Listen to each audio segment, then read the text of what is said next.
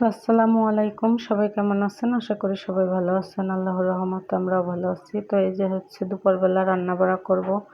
তো রান্না করব হচ্ছে কচু দিয়ে, মুরগি দিয়ে, লাল মুরগি আনছিলাম দেখছিলেনই তো। তো লাল মুরগি রান্না করব। তো কচুগুলো আমি কাটতে নিতেছি।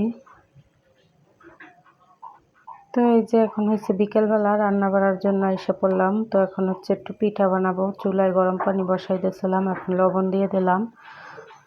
তো আজকে ইফতারিতে হচ্ছে পিঠা বানাবো, সেই জন্য আর কি ইফতারি কিছু বানাবো না। রান্না হচ্ছে একটাই, শুধু কচু দিয়ে লাল মুরগি দিয়ে রান্না করব। তো আমার ভিডিওটা দেখবেন, পুরো ভিডিওটা আমার সাথে থাকবেন, দেখতে থাকবেন আমি কি করি না করি। তো এই যে পিঠা বানানোর জন্য চালের গুঁড়াগুলা দিয়ে দিতেছি একটা, মানে কাই করার জন্য।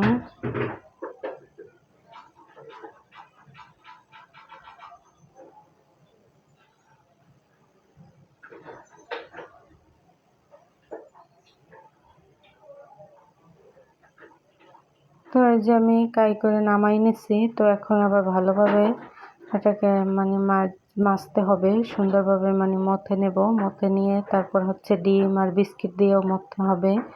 তো এটা বানাবো হচ্ছে পাকন পিঠা। তো অনেক চেনেন, তো আমার আগের চ্যানেলেও আরও বানাইছিলাম। তো এই চ্যানেলে হয়তো আজকে নতুন, তো কে কে কোন নামে চেনেন এই পিঠা, তো অবশ্যই কমেন্টে জানাবেন। তো এই জায়গায় আমি একটা ডিম দিয়ে দিছি, আগে একটু হালকা মথে নিয়েছি। তো এখন একটা ডিম দিয়ে দিছি, তারপর দিয়ে দেবো বিস্কিট। তো আমি কোনো পানি মিশাই নাই, কারণ পানি দিলে নরম হয়ে যাবে, এই জন্য বিস্কিটটা ডিম দিয়ে গোলাই নেব। তো এই জায়গায় আমি 2 পিস বিস্কিট দিছি, একটা ডিম দিছি, দিয়ে ভালোভাবে মিশাইয়া তারপরে আটার সাথে মিশিয়ে ভালোভাবে মথতে হবে, মথে নরম করতে হবে। এই পিঠাটা যত মানে মথা ভালো হবে, ততই আর কি পিঠাটা নরম হবে ভিজাইলে দুধের ভিতরে। তো এই যে দেখলেনই তো, বিস্কিট আর ডিমটা ভালোভাবে আমি মাখাই নিছি।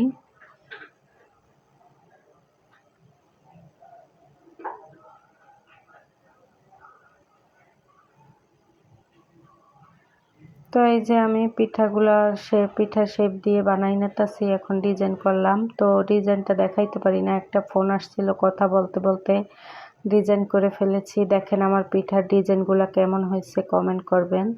তো এই যে আমি ভাজার জন্য কড়াই বসাই দিছি। তো সব পিঠাগুলো আমি বানাই নিছি, অল্প কিছুই বানাইছি, এতে আমাদের অনেক হয়ে যাবে, আমরা 4 জন মানুষ। তো ইফতারের জন্য বানাইছি। তো বানাইতে একটু দেরি হয়ে গেছে, এটা বেচতেও তো অনেক সময় লাগবে। তো এই যে গালিপেরে দিয়ে একটা লিকুইড দুধ আনাইছিলাম, মানে হাফ কেজি। তো হাফ কেজি দুধ এই যে ঢাইলা নিতেছি। তো হাফ কেজি দুধে হবেও না, আরও গুঁড়া দুধও দেবো আমি। তো গুঁড়া দুধটা দিলে হবে কি, একটু ঘন হবে।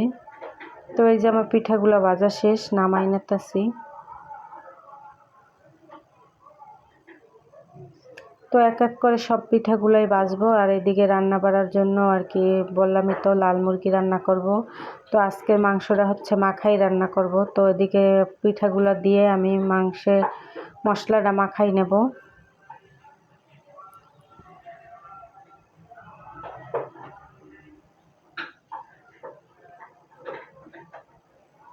তো এই যে আমি মুরগিটা ধুইতেছি, ওদিকে পিঠাও ভাজতেছি। তো চুলায় দুধটা বসাই দিছি গরম দেওয়ার জন্য, দুধের ভিতরে আবার চিনি দিতে হবে। তো এই যে আমার মুরগিটা ধোয়া হয়ে গেছে। তো মুরগিটা অনেকগুলো ডিম হয়েছিল, ডিমওয়ালা মুরগি, অনেক একটা বড় ডিমও পাইছিলাম। তো এই যে মশলা নিয়ে বসে পড়লাম। তো এখন হচ্ছে মশলাগুলো মাখাবো মুরগির ভিতরে। তো এই যে প্রথমেই গরম মশলার গুঁড়ো দিয়ে দিছি,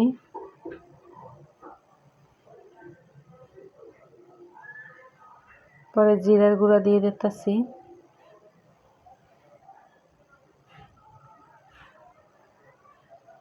মরিচের গুঁড়া,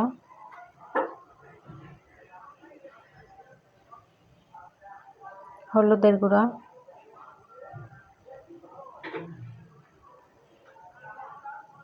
তো এবার আমি আদা রসুন দিয়ে দেব। তো এই যে রসুন বাটা দিয়ে দিছি,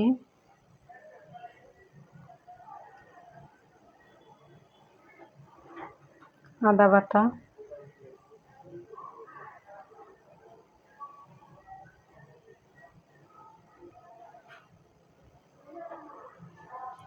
তো পেঁয়াজ কুচি দিয়ে দিছি। তো এবার ভালোভাবে মশলাটা মাখাই নেব। আর তেলটা আমি দেব না এখন, পরে দেব। পিঠা ভাজা তেলগুলো দিয়ে দেব। তো ডিমগুলো দেখেন কতগুলো ডিম হয়েছে মাশাল্লাহ। আর তেল দেব পিঠা ভাজার তেলগুলো দেব। তো এই জন্য মাংসটা মাখাই রেখে দিছি, মশলাটা যাতে মাংসের ভিতরে ঢুকে। তো এই যে আমার পিঠা ভাজা হয়ে গেছে। তো 2বার ভাজা হয়েছে, আর 2বার ভাজলেই শেষ হবে। তো এই জন্য ভাবছি যে আর তেল, অন্য তেল মাংস দেবো কি করতে, পিঠা ভাজা তেলগুলোই দিয়ে দেব। চুপ যাবো না। তো এই যে দুধটা ভালোভাবে জাল হয়েছে, এবার চিনি দিয়ে দিতেছি।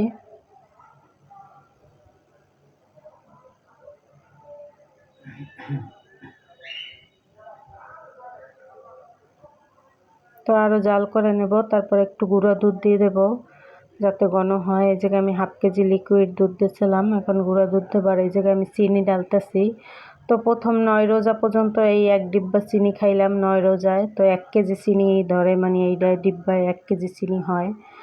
তো 1 কেজি চিনি খাইলাম 9 দিনে। তো এখানে গুঁড়া দুধ দিয়ে দিতেছি। তো আর 1 ডিব্বা ঢাইলা নিচ্ছি। এখানে 3 কেজি চিনি আনা হয়েছে, 3 ডিব্বা হবে আর কি। তো 30 রোজাই হয়ে যাবে আশা করি, 2-1 দিন হয়তো একটু শর্ট পড়বে। তো এই যে দুধ জাল হয়ে গেছে, এবার পিঠাগুলো দিয়ে দিতেছি।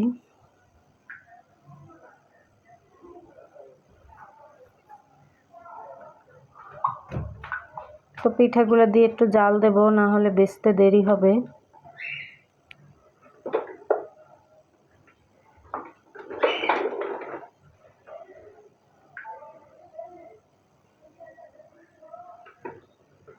তো এই যে আমার সব পিঠাগুলো দেওয়া শেষ। এবার একটু জাল হবে, তারপর আর কি নামাই নেব। নামাই নিলে ঠান্ডা, যত ঠান্ডা হবে অত বেচবে। তো আমি ওইগুলো আর দেবো না, ওইগুলো এরকম শুকনাই খাবে ওরা। 3 পিস রাখছি শুকনো খাওয়ার জন্য, আর 12 পিস ভিজাইছি।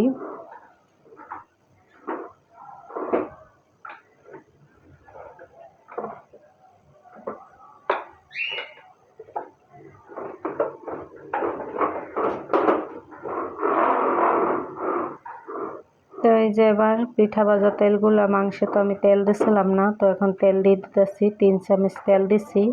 আর লাল মুরগি দিয়ে তো এমনিতেই তেল বের হয়, এই জন্য কম দিলাম। তো একটা টমেটো দিয়ে দিয়েছিলাম। এবার মাংসগুলো ভালোভাবে মিশিয়ে নিতেছি, যেহেতু গরম তেল এখন তো আর হাত দেওয়া যাবে না, এই জন্য খুন্তি দিয়ে ভালোভাবে মিশিয়ে নিতেছি।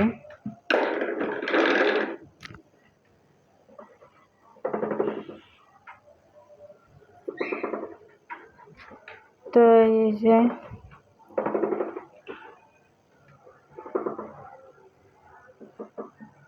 যে আমরা তো ইফতারি করে নিচ্ছি, আর এই জায়গায় মাংসটা সেদ্ধ করে নিচ্ছি ভালোভাবে সিটি দিয়ে। তারপর এখন কচু মিশিয়ে নেব। কচু দিয়ে আবার ভালোভাবে জাল করে নিতে হবে, না হলে মশলা ঢুকবে না ভিতরে। আর আমার ভিডিওতে যারা যারা কমেন্ট করে সবাইকে জানাই আমার পক্ষ থেকে অসংখ্য ধন্যবাদ। আর এখনও যারা চ্যানেলটা সাবস্ক্রাইব করেন না, অবশ্যই সাবস্ক্রাইব করে দেবেন। আর সবাই কমেন্ট করবেন, লাইক করবেন, শেয়ার করবেন।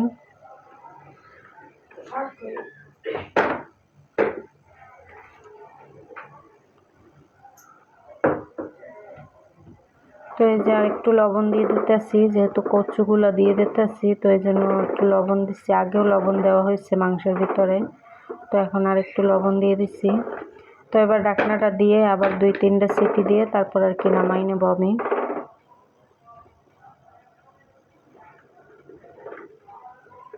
তো এই যে পানি দিয়ে দিতেছি।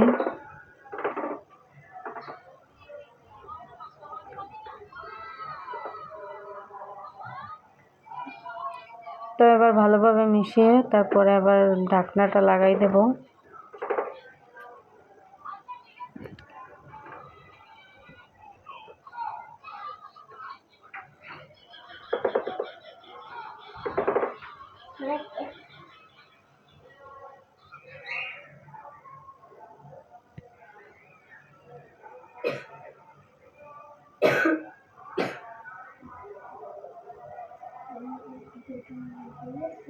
তো এই যে আমাদের রান্না বাড়া শেষ, ইফতারি করে নিচ্ছি। এখন হচ্ছে রাতের বেলা, তো একটু পিঠাগুলো খাইয়ে দেখি কেমন বেজছে। তো এখনো ভালোভাবে বেজে নাই, তাও মোটামুটি ভালোই বেজছে, আর পিঠাটা অনেক মজা হয়েছিল। তো আজকের ভিডিওটা আর বড় করব না। সবাই ভালো থাকবেন, সুস্থ থাকবেন, আর আমাদের পাশে থাকবেন। আর ভিডিওটি কেমন হয়েছে অবশ্যই কমেন্টে জানাবেন। আর এতক্ষণ যারা ভিডিওটি দেখছেন সবাইকে ধন্যবাদ। আল্লাহ হাফেজ, শুভরাত্রি।